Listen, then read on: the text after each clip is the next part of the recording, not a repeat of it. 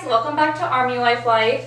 This is a new episode, and today we are going to be interviewing Johane. Hi. She's a dual military spouse, and today she's going to be talking about what it's like to train with your spouse and just kind of some background information. This is going to be a new thing we do. We're going to do a before and after. So before she trains, she's going to tell us her expectations and all that stuff, and then we're going to follow up with her afterwards. So, hi, how are you? I'm good, yourself. Good. So how long have you and your husband been together? 4 years. And did you guys both know you wanted to be in the military, or it was just like one person did it first and then? Yeah, so we met in high school, and right before we met, I think he was going to MEPS, and he was like, oh, I'm joining, and I'm like, oh, can you join like the Air Force or something? And he was like, no, I already joined, and I was like, well, it's not too late to join another branch. And he was like, yeah, I don't want to let my recruiter down. I'm like, okay. And then he was like, would you like to join? And I always told myself that I wanted to join, but maybe like the reserve or National Guard. And then I was just like, you know what the hell? Let's just see where this goes. So I took the ASVAB with the Navy. I took the ASVAB with the Navy because that's where I thought I wanted to go. Mm-hmm. And he was like, would you rather die drowning, or would you rather die by getting shot and you could just run away? And I was like, I don't know. And he was like, you can't really swim that much anyways, so you sure you want to join the Navy? And I was like, no. I was like, okay, I'm just try this Army thing. And then I switched my recruiter from Navy to the Army, and then I went from there. He went to basic before me. So before I went to basic, like while he was in basic, he was writing me letters on what to do, how things were going. Telling me like what the creed was. He would rip out, it was like this blue book on like a guide or something, and he would rip it out and highlight everything for me. Nice. And he would be like, hey, this is what you need to do, this is what you need to do for PT, work out and stuff. So I went to basic while he was, I want to say he had graduated from basic already. He was in AIT, and I went to basic. But we got block leave in basic, so I got to go back home, and that's when we got married. Aww. Yeah, weird. But we went shooting to like this range, and he showed me how to shoot because I didn't know. I never shot before. And we worked out. Like, he made sure like I could pass my PT test because he wasn't playing that. He really wanted me to pass. He knew. Yeah, he wanted you to succeed. Yeah. So I was just which is good. You had like an extra like encouraging support. Yeah. But like how long did you guys have between basic training? Like when he came back and when you left, how long did you have in between? When I went on leave? Like when he came home for basic training and you left for the first time to go? Or did it overlap? Just overlap. Oh. So I didn't see him until that block leave. Oh, that's so long. And then after the block leave, I went to AIT, and he was just coming here. And while in AIT, what happened in AIT? He was just like, he was going to JRTC he was in JRTC while I was in basic training. And I wanted to talk to him so bad. And I couldn't talk to him. And it was like the saddest day of my life. Because I was like, I'm graduating and he can't even talk to me. And he snuck his chief's phone. His chief let him borrow his phone so he could call me. And he left like a little voicemail. And I was so like, those little things make your whole day. Those little things matter. So I was just like, yay, he left something. I can't talk to him, but at least he left something. And then for my birthday, you let my husband use your phone to call me when you guys were gone. So I understand how excited to give a little call when I was supposed to. Yeah. So he actually arrived to the duty station before you? Yeah. Do you guys like had separate orders and stuff, or how did that work? So while in AIT, so since we got married in basic, the paperwork wasn't processed. It should have been, and like my platoon sergeant at the time in AIT, she was kind of like, oh yeah, we're gonna do it. What is it called? Like a 4187 that she needed it to do for me, and it was just taking forever. So my orders came out and it said Korea, and I was devastated. Yeah. When I tell you I was devastated, and Carlos was just like, oh well, you should have never, I wish you didn't join. Now you're going to Korea. They fraternize in Korea a lot. Oh, this isn't gonna work. How are we gonna do long distance? And I was just like, I don't know. Like, I'm like freaking out. Yeah. And he was just like talking to his chain of command, and he sent her an email, and he was like, well, if you don't fix this, I'm going to the commander because you were supposed to have been this. And she was like upset, and I didn't want, that's my platoon sergeant. I don't want her to take it out on me. And I was just like, ugh. She was like, yeah, your husband's rude. And I was just like, yeah, but it was kind of your fault too. Yeah. So I'm like, ugh. That's the hard thing about the Army too, like, or any military branch, like, important things are in the hands of other people doing them, right? You can't do it yourself. Most things you have to like have like your SHOP or chain of command do it, and if they take too long and they mess it up, it really affects you, and it's hard to get it fixed. Yeah, and it's not them, so you know how that goes when it's not theirs. So yeah. What else? And then is this your first big training coming up, right? Yeah, JRTC. Never been. I'm a bit nervous, but not really. I mean, I'm just gonna go with the flow. Yeah, I'm just gonna go with the flow. I mean, I don't know, but I hear it. I have to do it. How did you guys like prepare? 'Cause he's already there, so you guys are gonna be training at the same time, in the same place. How did you guys prepare for that? We didn't really prepare. But just help him pack his bags. He wanted to help me, and I procrastinate a lot, so. Yeah, I end up packing my husband's bags. He doesn't pack them because I feel like boys don't pack right. Yeah, do it for him and get everything in there, and then so he left before you, so he's gonna be coming back before you. So how did that work? Are you guys leaving a car somewhere, or did you drop him off? No, he took, because I didn't know like what would happen if I would be back around the same time as him. So he just drove to the company and left the brought car. Bags. Yeah, and he left some things, so I had to give it to some other NCO that was leaving. They always forget. Always forget. And I'm like, he called me at 2 a.m. and he was like, oh babe, I think I left my dog tags, and I don't think I can board the plane without it. And I'm like, what the fuck? Like, we packed the most basic thing too. Like, you wasn't every day. I'm like, yo, like, we went through this last night. We packed your bags. We made sure everything was repacked last night. So I'm confused. And he was like, I was like, do I have to come right now? And he was like, yeah, you might have Devin does it to me too. Like, oh my god, he'll call me and then I have to like run all the way there, and we live far from post, so it's like, I live right by you. So I'm like, do I really have to? And he's like, yeah, and I'm like, okay, because they have to drive all the way there just to see them for like 2 seconds, and then drive all the way back. Yeah. And it's always like the worst times, like 2 a.m. or like, and I'm like, oh god, I didn't go. Because he told me, he was like, yeah, I found him, and I was like, okay, but he left his extra name tapes, and I'm like, he's like, well, you can just bring them when you see me. And I'm like, I don't think I'm gonna see you. Like, I feel like that's what hurts the most. That I'm gonna probably be able to see him, but I can't give him a hug or a kiss or anything. So I'm just like, do you think you're gonna see him like out or inside or outside of the box, or you don't think that's gonna happen? Well, my friend saw him. He said he's seen Sergeant Cunningham as well. Like, he's seen a lot of people from the company already. So you probably see him, but you can't like interact. Yeah. I mean, I'm sure you guys can talk, but you can't like just. We have to be so normal. You have to be like professional. Like he's a random person. I'd be like, screw it. I don't know. I've never, like, when we went to Bronco Striking and Lightning Forge, I've never seen him before. So. Maybe that's a little bit easier though, out of sight, out of mind. Do you feel like, or you would rather see him and not be able to like kind of talk to him?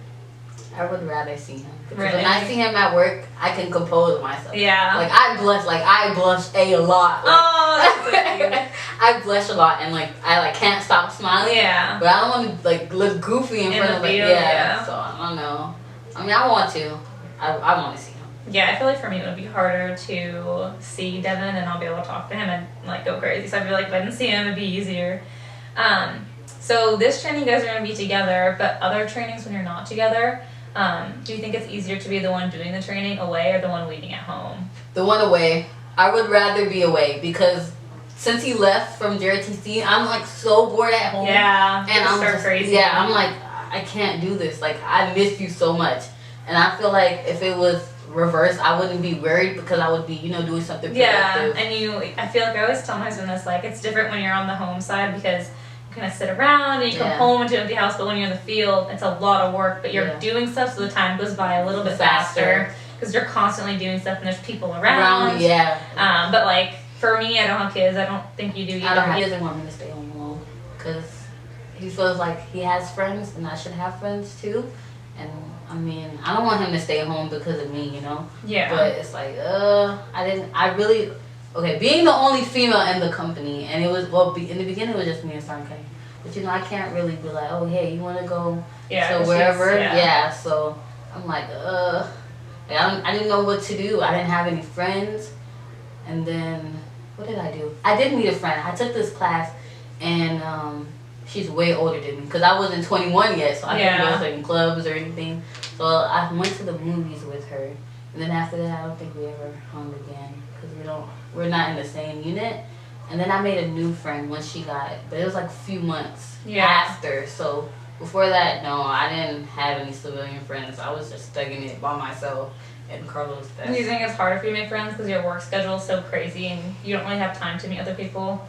For me, I feel like it's harder. I'm not gonna say that I'm antisocial, but like I am. Like I just I'm always on the phone with my mom, either my mom, my sister, or friends from back home. Like that's who I call. This is like the farthest you've been from home, right? Yes. So it's a little bit more difficult. I feel like you're out of your comfort zone. You don't know anyone. Yeah. And I feel like it's harder for me because I didn't make friends in reception here, and I came in with like higher ups, like officers, and I was just like, I don't. Yeah, it's intimidating, and sometimes you're not supposed to hang out with them. So yeah. But have you found it like? Does your husband's friends have wives you have met, or they're mainly like single? Most of them were single. Yeah. And then. Yeah, most of them were single. He tried to get me to be friends with the females at work or like female friends in general. And I feel like that doesn't really work out. Like I feel like your friends sometimes are your friends and my friends are my friends. And then if we can do like a double date, then but I don't want to, no. Yeah, I feel that. I think everyone has a hard time making friends at duty station. I feel like girls more because the guys at work, I feel like guys just are easier to become friends with. Like they're surrounded by guys, and being a female, you work with infantry people, so there's not a lot of females over there at all. So it just kind of limits you. But if you could give advice to other females in the military making friends, spouses or singles, what would you tell them, or advice for yourself? Okay, so honestly, network. Like, even though you have, like, guy friends that you work with, you can probably, like, ask them, hey, you know, can I hang out with your wife? Or does your wife have any friends? Or, you know, like, for me, I usually do that, but then I know, like, how I am. So I'm like, But, like, at the FRGs, the org days, those are the best times to make new friends. Because the last org day we just recently had, I met some of the guys' girlfriends and stuff. And I was just like, whoa, they're pretty cool. Like, I probably would have made friends a long time ago. Yeah, you have to just take advantage of the opportunities they give you. Mm-hmm. Just like, I did the kickball thing for the company. Oh, yeah, with the FRG. Yeah, and now I became really good friends with Grace. Mm-hmm. So, so that's good. I mean, you have to just put yourself out there, I feel like. But your husband's side, did he ever... So he encouraged you to join, right? Mm-hmm. He didn't try to... You guys competitive, like... Getting promoted and getting better in the field, So like, okay, so cause he joined first, like he would brag about getting waivers, cause it's easier for him in his unit. Yeah. Like, in my unit, it's harder. I'm competing with other males that are physically more fit than me, do more high speed stuff. I mean, I do my job well. Yeah. But I mean, like, it's more of them, and it's like less than me. Yeah. So they're like, okay, she does her job, but she's not high speed like these other infantry guys. So, I mean, it was like, and he got waiver to PFC, he got waiver to specialist. He was like, oh yeah, catch up. And then he would be like, hey, private. And I was like, oh wow. Like, well, and then he said, what did he tell me? He was like, one day he would smoke me or something. And I just laughed. And I'm like, are you playing right now? And it's just like, okay, he'll be like, oh, promotion points are out right now. I'm about to go to the board. I mean, even though like it's competitive for both of us, it's like a friendly competition. It's not. You just got a waiver though. Yeah, exactly. You got a waiver. I know you did. So I'm like, I'm trying to.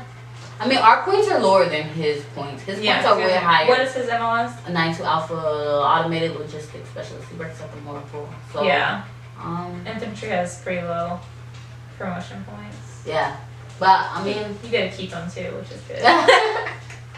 I mean, I don't know. Like, for me, like, I help him, like, he's going to the board, and I'm, like, more on his behind than he is. Oh, yeah. I'm like, okay, here's the book, let me read it to you, and he's laying down. He's like, no, not right now. There's a time and place for everything. I'm like, well, I want you to go to the board. Like, I want you to be successful. Him, yeah. Like, it's vice versa. Like, he wanted me to go to school, and I'm just like, I'm not ready to go to school, but he's going to school, so that makes me want to go to school. You guys push each other, which is yeah, good. so that's what I like. And then, so, for me, I think, and most regular, like, civilian military spouses, it's like, I feel like it's super hard for us to understand a lot of things and, like, be accepting to, like, ever-changing schedules and stuff like that, and late nights. Do you think because you are also in the military, it was easier for you to adjust to being a military spouse because you have, like, the inside scoop, you know how it works and how nothing's permanent? So for me, I'm the one that gets off late. Yeah. So he's usually at home and he's like, we're off already. Like, where are you? Yeah. And I'm like, babe, like, it doesn't, like, I know he's in the military, but because of the way the unit is, and he's like, this doesn't make any sense. Like, we'll be home and then I'll get a text, come back to the company. Yeah. And then he's like, what? Like, is this serious? And I'm like, yeah. So it's kind of I gotta go. For you guys, yeah. So, I mean, for me, I understand. I completely understand. Like, if he says, oh, I have a training cycle coming up, I'll be, like, devastated. I mean, as a female and a wife, it's everybody that's like that. Yeah. But, I mean, I understand. Like, when he says, oh, I can't text you, like, my heart hurts, but I know, like, okay, it's not their choice, yeah. So, I mean, I adjusted a little bit. I mean, I think quite a little bit of wives understand sometimes, but being that everything is always unexpected, it's so annoying. And I think you understand. Like, I think you understand so much because a lot of wives are like, "Fuck that! I don't give a fuck." Like, you're coming home, I don't care. Yeah, but you're very understanding. You have to be patient. I feel like at first I was like super like annoyed, but then I was like, I just understood that my husband also, he doesn't want to be there either. So I feel like once wives understand that, it's not their choice. It comes from way above them. Even like Devin, like he's a higher ranking, but he's like, and he has some say, but big things like come back or we're leaving, like they don't have a say at all. Like it's do what you say, like do what you're told. Like, but yeah, I feel like once people understand that, it's just a lot easier. And if you get upset with them, and it's to make doing their job harder. It's their job. So. Right. And then, how do you guys, like, normal, like, commute to work and stuff? Because do you carpool since you guys are going the same way anyways, or do you not because getting off is so weird? Yeah, okay, so when I first got on island, we lived in Mililani, which is super close. It is super close, So we would ride back together. But then I started getting off super late, and like Thursdays, we get off at 15. Yeah. I would be getting off at, like, 7 o'clock. So he's like, oh, hell no, I'm not waiting. And I'm just like, oh, I need to get the car so I can do little errands. Yeah. So I'm like, so let's just try it our own car. Yeah. Especially coming from Eva, like. Yeah. So, like, for you guys to know, it's like a 30-minute drive. Yeah. So I'm like, I come after PT. I rush home. He doesn't go home. Yeah. Because he lives close. He lives. His job is farther than mine. So he's like, nah, I'm not coming home. Yeah. I go home. Every chance that I get, I go home. I do not care. I make breakfast at home. I feel like I save more money. Even though I'm wasting a lot of gas, I feel like I'm saving money because I'm not spending money on food. I prepare my little stuff in the morning. He spends money for like Burger King, Subway every morning. Like, that's a lot of money. Yeah, so, I pack. So I wake up with Devin every day at 4, and then I pack his food so he doesn't spend money because it adds up like $5 every day, and it's like $25 a week, and 4 times it's $100 a month. But yeah, I pack his food and send him with him. But it's just a lot of people who live on post has an advantage to living on post. They get to go home for breakfast and stuff. But he stays up there and showers up there, and then I see him at like 7. So it's like a 12-hour day. So do you ever see him for like lunch, or do you ever have to work with him for certain things, or because you guys are MOs are so different? So we pick up supplies in the same area. It's called the SSA. When I see him, I honestly try not to because I blush a lot. Yeah. So like when I see him, I try to act like he's not there. Yeah. And my friend is just like, you're so weird. Like, how could you guys just ignore each other? Because I know how. But you want to be professional. Yeah. People will make fun of you. Yeah, exactly. So. And I'm like, yeah. And are there like rules to how you can act at work, or just professional? Professional. I don't like. You can't. I don't think you can hold hands. And, like, Yeah, I can't even. public Even affection. if Devin's in his uniform, we can't even hold hands. Exactly. Or anything, which is I hate. That's like my number one pet peeve. Like when we're in the commissary or like I pick him up at their training event. He's like, I can't have in my uniform, and I'm like, oh. Yeah. I get so mad, but it's just like a natural thing to like reach for their hand, but yeah, that has to be a conscious like thing. no kisses or anything. Yeah. So yeah, no. I mean, I'm like rushing to get out of it. Like after work, I'm rushing to get out of uniform. Like you can't talk on the phone and stuff. Yeah, so you can't do anything. I'm like, yeah, I don't want to go to the grocery store in uniform at all. Yeah. And then, do you guys get any additional benefits for being dual military, or just the BAH is different?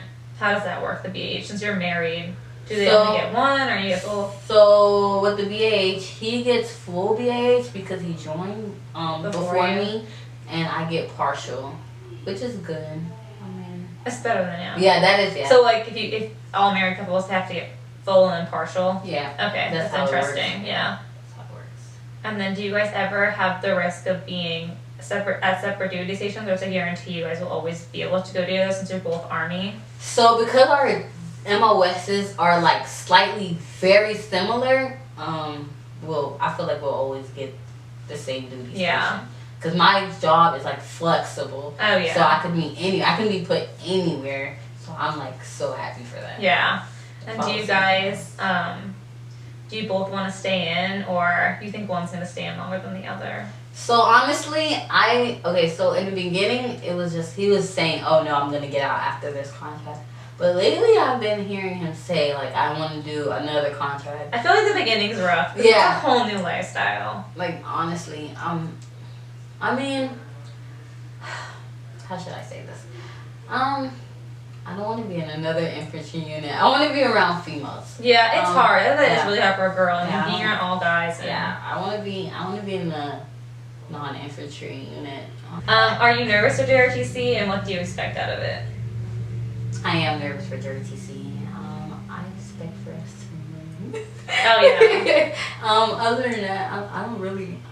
I wouldn't say I don't go in the fight, but I'm like not like prepared like the infantry guys because they train so much. Yeah. And they know what they're doing. I feel like I'm just like I go to the range. It's your first time too. Like your first I don't full on. Yeah, rotation.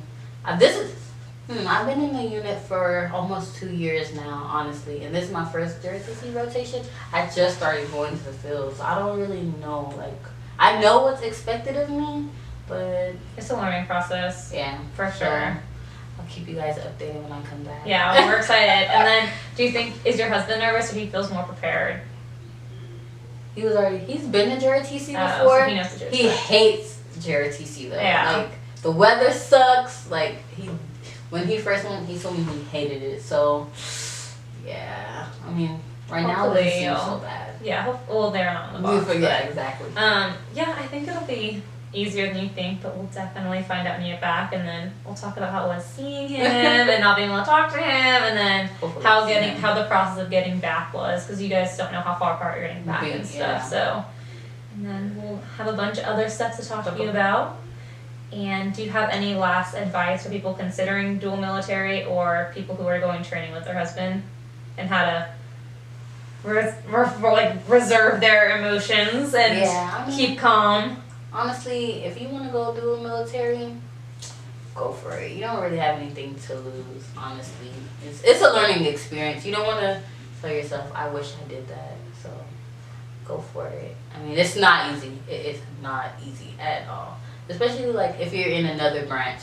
Because when I almost went to the Navy, they were like, oh, we can keep you in a 50-mile radius. And I was like, 50 miles? Hell no. Because when Devin and I first were together, I was going to school in Dallas, and he was going to school in he was stationed at Fort Hood, and that was a 3.5-hour drive. Every weekend we would make that drive, or sometimes I would even go down like a Monday night, and I would knock up classes on Tuesday, and I would drive back Wednesday morning for my 8 o'clock classes. So that's just when we were like engaged. So I can't even imagine like being married. Mm-hmm. If you were separated like that, like the 50-mile, would you get your full BHs because you'd have 2 separate houses? I don't know. We'll find that out for you guys for next time. That's different, yeah. And it's not even guaranteed. They said like my they'll try their recruiter. best. Yeah, they'll try their best. That's what my Which is recruiter always said. don't bank on it, honey. Don't bank on it. Cause like my recruiter, he was like, "Oh, you guys are getting married.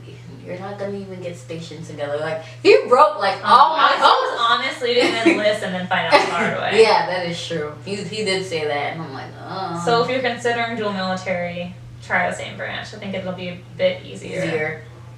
And then what tips do you have for people like who work with their husbands or see them? How did like tips for like just kind of composing themselves and I mean, honestly, you're in a work environment, so at the end of the day, just do what you normally do. Yeah. You're gonna see him at home eventually, so you can do whatever you want or indulge in whatever activities you want afterwards. So that's honestly that's because you're in a job. You have to be professional, so be professional.